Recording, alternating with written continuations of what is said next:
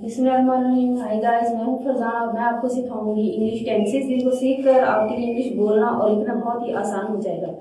पिछले लेसन में हमने प्रेजेंट कंटिन्यूस के बारे में पढ़ा था। आज हम सीखेंगे present perfect tense. So let's start. देखते हैं प्रेजेंट परफेक्ट टेंस क्या है। प्रेजेंट परफेक्ट टेंस को उर्दू में फेल हाल मुकम्मल कहते हैं। फेल हाल मुकम्मल इसकी डेफिनेशन ये है, ऐसे फिक्रात जिसमें किसी काम का करना, होना या सहना मौजूदा जमाने में मुकम्मल हुआ हो। किसी काम का करना, होना या सहना यानी कि कोई भी काम है जो कि रिसेंटली मुकम्मल हुआ है, उसको हम फेल हाल मुकम्मल कहते हैं। अब उसकी पहचान क्या है? ऐसे फिक्रात हैं जिसकी आंख में चुका है, चुकी है, चुके हैं या का है, की है, के हैं के फिक्रात आते हैं। इंग्लिश में उसका स्ट्रक्चर क्या होगा? इंग्लिश में सबसे पहले हम लगाएंगे सब्जेक्ट, उसके बाद उसमें हेल्पिंग वर्ब के तौर पे आ जाएगा हैज, हैव, उसके बाद वर्ब की थर्ड फॉर्म और फिर ऑब्जेक्ट। सब्जेक्ट हैज या हैव, वर्ब की थर्ड फॉर्म और ऑब्जेक्ट। अब हम देखते हैं कि हैज का यूज कहां पे होगा और हैव कहां पे यूज होगा। ही, शी, इट और सिंगुलर नेम यानी वाहिद नाम के साथ हम हैज का इजाफा करेंगे और आई, हुई, दे, यू और प्लूरल नेम यानी जमा नाम के साथ हम हैव इस्तेमाल करेंगे। अब हम सिंपल सेंटेंसेस की तरफ आ जाते हैं। सबसे पहले वो खाना खा चुका है, वो खाना खा चुका है। वो, ही, इसके साथ हम हैज यूज करेंगे। हैज के साथ वर्ब की third form eaten, he has eaten food. Second sentence है हमारे पास, तुमने सबक याद कर लिया है। अब तुम, इसमें तुम के लिए हम यूज करेंगे यू, यू के साथ हम हैव का इस्तेमाल करेंगे। हेल्पिंग वर्ब यू के साथ हैव इस्तेमाल होगा। उसके बाद वर्ब की थर्ड फॉर्म है you have learn the lesson. Next sentence है हम अपना काम खत्म कर चुके हैं। We have finished our work, we have finished our work. We के साथ हैव यूज होगा, we have finished our work. उसके बाद वो सो चुका है, सिंगुलर है, वो सो चुका है। ही हैज, ही के साथ हैज इस्तेमाल होगा, वर्ब की थर्ड फॉर्म आएगी ही हैज स्लेप्ट।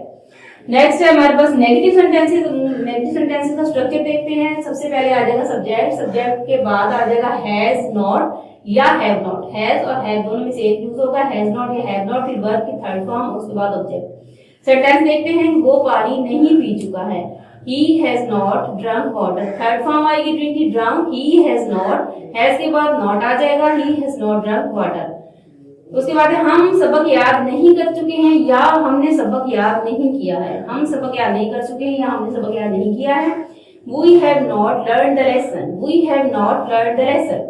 उन्होंने हमारा इंतजार नहीं किया है, उन्होंने हमारा इंतजार नहीं किया है। They have not waited for us। They have not waited for us।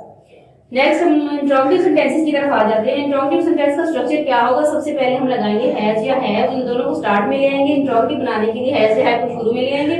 उसके बाद सब्जेक्ट है, फिर प्लस वर्ब की third form plus object plus question mark के सेंटेंस देखते थे। इसको सेंटेंसेस देखते हैं। क्या तुम काम खत्म कर चुके हो? क्या तुम काम खत्म कर चुके हो? क्या आ चुका है सेंटेंस हमारा जो सवालिया है, तो उसके लिए हम सबसे पहले क्या लगाएंगे?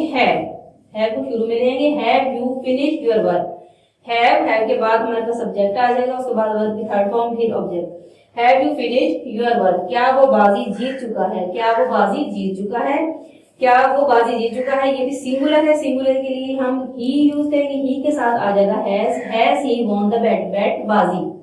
क्या वो नाश्ता कर चुके हैं? क्या वो नाश्ता कर चुके हैं? वो ज्यादा लोग हैं, उसके लिए हैव यूज होगा, स्टार्ट में हैव लगाएंगे। Have they taken breakfast. Have they taken breakfast. क्या वो खाना पका चुकी है? सिंगुलर है, क्या वो खाना पका चुकी है? हैज शी, हैज को शुरू में ले आएंगे, उसके बाद सब्जेक्ट आ जाएगा she. Has she cooked food. Has she cooked food. Guys, ये था हमारा आज का लेसन। उम्मीद है आपकी समझ में आया होगा कि इससे आप कुछ ना कुछ काफी कुछ सीख चुके होंगे और आपके लिए जो इंग्लिश बोलना और समझना आसान हो जाएगा। नेक्स्ट सबक के साथ इंशाल्लाह फिर हाजिर होंगे। तब तक के लिए अल्लाह हाफिज।